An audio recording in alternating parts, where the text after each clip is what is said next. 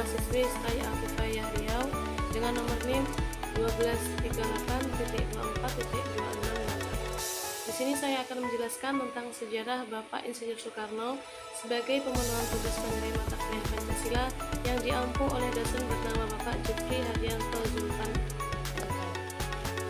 Bapak Insinyur Soekarno atau akrab dipanggil Bung Karno lahir pada tanggal 9 Juni 1901 di Surabaya, Jawa Timur dengan nama kecilnya beliau yakni Kusno Sosrodiharjo dan wafat pada tanggal 21 Juni 1970 di Jakarta.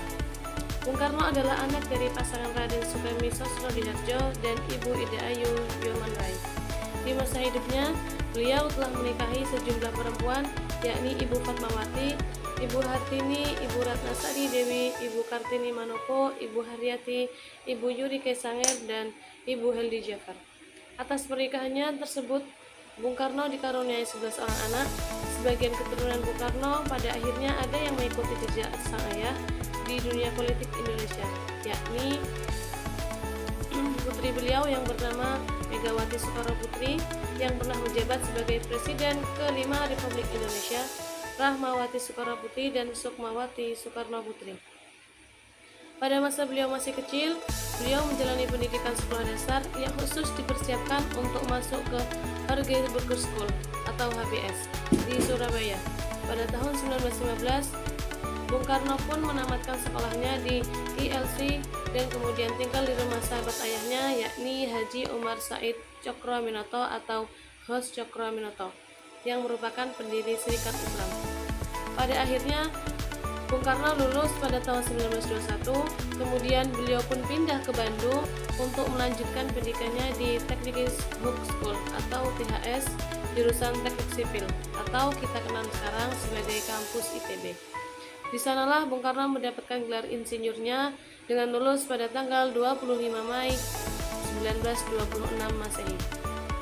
Berbicara soal biografi Bapak Insinyur Soekarno, tidak lengkap rasanya jika tidak membahas kiprahnya beliau di dunia politik yang sangat luar biasa. Insinyur Soekarno bahkan sudah terjun ke dunia politik sejak usianya masih sangat muda. Beliau terkenal pertama kali pada tahun 1915 saat beliau menjadi anggota Jongjava cabang Surabaya. Setelah mendapatkan gelarnya, beliau kemudian mendirikan Algemeen Study atau ISI di Bandung pada tahun 1926 yang merupakan hasil inspirasi dari Dr. Sutomo di Indonesia Study Club. Organisasi ACC inilah yang menjadi cikal bakal berdirinya partai besar di Indonesia, Partai Nasional Indonesia atau PNI yang lahir pada tahun 1927 Masehi. Berkat aktifnya beliau di organisasi PNI itulah Bung Karno beberapa kali ditangkap oleh Belanda karena dianggap membahayakan pemerintahan kolonial. Pada tanggal 29 Desember 1929, Soekarno ditangkap di Yogyakarta, kemudian pada tahun 1930, Insinyur Soekarno mengeluarkan pledoi yang berbunyi Indonesia Menggugat yang sangat fenomenal saat itu. Sampai akhirnya beliau dibebaskan pada tanggal 31 Desember 1931 Masehi.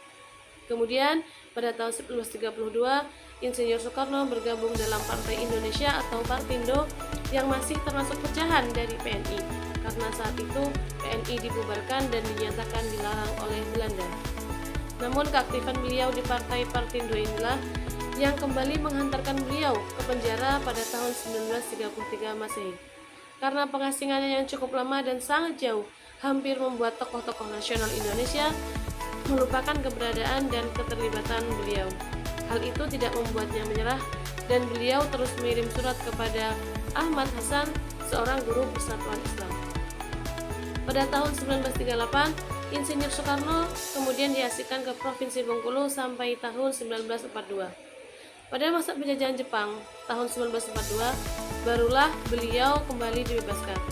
Setelah melalui perjalanan panjang, tahun 1943, Perdana Menteri Jepang Hideki Toja mengundang Insinyur Soekarno, Dr. Henry Muhammad Hatta, dan Ki Bagus Hadikusumo yang kemudian disambut hangat kehadirannya oleh Kaisar Hirohito. Mereka bertiga telah dianggap sebagai keluarga Kaisar Jepang dengan diberikannya bintang kekaisaran atau biasa disebut Ratna Suci. Sejak masa penjajahan Jepang, banyak muncul organisasi-organisasi seperti Jawa Hakukai, BPU PKI, Pusat Tenaga Rakyat, hingga PPKI dengan tokoh-tokoh utamanya yakni Insinyur Soekarno, Kiai Haji Mas Mansur, Ki Hajar Dewantara, dan tokoh-tokoh lainnya yang aktif di organisasi pergerakan nasional. Akhirnya, tokoh-tokoh pergerakan nasional tersebut melakukan Baikhalbetar atau bekerja sama dengan pemerintahan Jepang untuk kemerdekaan Indonesia. Meskipun tetap ada yang melakukan pergerakan di bawah tanah seperti Amir Syarifuddin dan Sultan Syahrir, yang mana beliau tidak sepenuhnya percaya pada Jepang dan menganggap berbahaya dan fasis.